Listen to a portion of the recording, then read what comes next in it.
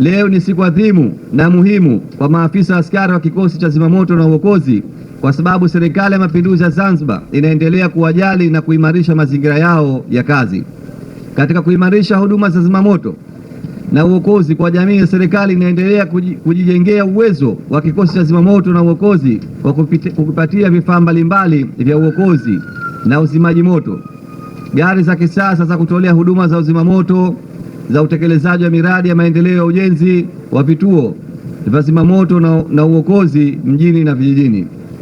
Kujenga kwa vituo vya zimamoto na uokozi katika maeneo haya ya utalii na uwekaji na uwekezaji kunaleta tija zaidi katika ujenzi wa uchumi wa nchi yetu, ambazo sekta ya utalii na uwekezaji ina mchango mkubwa. Matukio ya majanga ya moto yamekuwa yakiathiri mali na wakati mwingine kupoteza maisha ya watu pale yanapokosekana kuwahiwa mapema. Hivyo kuwepo kwa vituo vya zimamoto na uokozi karibu na wananchi na wawekezaji kunasababisha imani ya wananchi na wawekezaji kwamba iwapo moto utatokezea, basi utaweza kuzimwa na kudhibitiwa kwa wakati. Ndugu wananchi na wanazimamoto, kwa hakika serikali imefanya mengi mazuri. Kikosi chetu hichi cha zimamoto na uokozi sasa ni jukumu letu maafisa na wapiganaji kuyalinda majengo haya ili tuweze kuyatumia kwa muda mrefu ujao. Nitumie fursa hii kuwapongeza sana kwa kazi nzuri mnayoifanya ya kuokoa maisha ya watu na mali zao, na nimeshuhudia matukio mbalimbali yanapotokezea mnafika kwa wakati na kwa haraka. Shughuli za ujenzi wa kituo chetu hiki cha Bwejuu zilianza rasmi tarehe 22 mwezi wa pili mwaka 2025 kwa kuanza na uchimbaji wa msingi, ujenzi wa msingi, utandikaji wa matofali, uwezekaji pamoja na kupiga plasta, ambapo ujenzi huu umefikia asilimia 65 na unatarajiwa kukamilika mwezi wa Machi mwaka huu 2026. Mheshimiwa mgeni rasmi, kituo hiki cha zimamoto na uokozi kina urefu wa mita 38.8, upana mita 18.2 na eneo lote lililojengwa lina urefu wa square mita 708, ambalo lina jumla ya vyumba vya kulala viwili, kimoja kwa askari wanawake na kimoja kwa askari wa kiume. Tuna vyoo 6, ukumbi mmoja wa mikutano,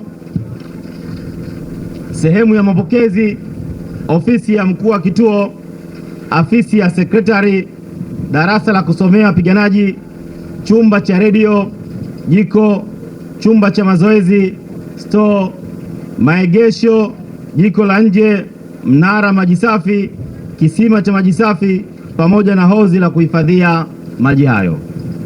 Mheshimiwa mgeni rasmi, jengo hili hadi kukamilika kwake lilikadiriwa kutumia jumla ya shilingi milioni 596,928,140, ambapo hadi sasa jengo limeshagharimu jumla ya shilingi milioni 308,617,933 sawa na asilimia 51 ya fedha zote zilizokadiriwa. Mheshimiwa mgeni rasmi, nguvu kazi iliyotumika na inayoendelea kutumika hapa kuanzia mafundi na vibarua ni maafisa na wapiganaji wa kikosi chetu cha zimamoto na uokozi. Mheshimiwa mgeni rasmi, kwa sasa KZU au kikosi cha zimamoto na uokozi inazidi kusambaza vituo vya namna hii Unguja na Pemba kwa lengo la kuwafikia wananchi na wawekezaji popote watakapokuwa na majanga ya moto katika maeneo yetu. Mheshimiwa mgeni rasmi, najua wananchi watajiuliza utitiri huu wa vituo, je, vitendea kazi tunavyo ama tunaongeza vituo tu? Lakini napenda nichukue fursa hii kuwajulisha wananchi kwamba sasa zimamoto inakuja na mabadiliko makubwa. Vitendea kazi kwa kutumia fedha za ndani, kuna magari 4 ya kuzimia moto tayari mikataba imeshasainiwa na tunasubiri utekelezaji wake.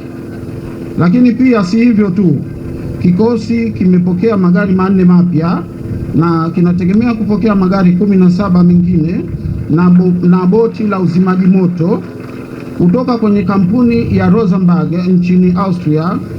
Haya yote yanatokana na mkopo ulioingiwa na serikali ya muungano wa Tanzania na nchi hiyo ya Austria.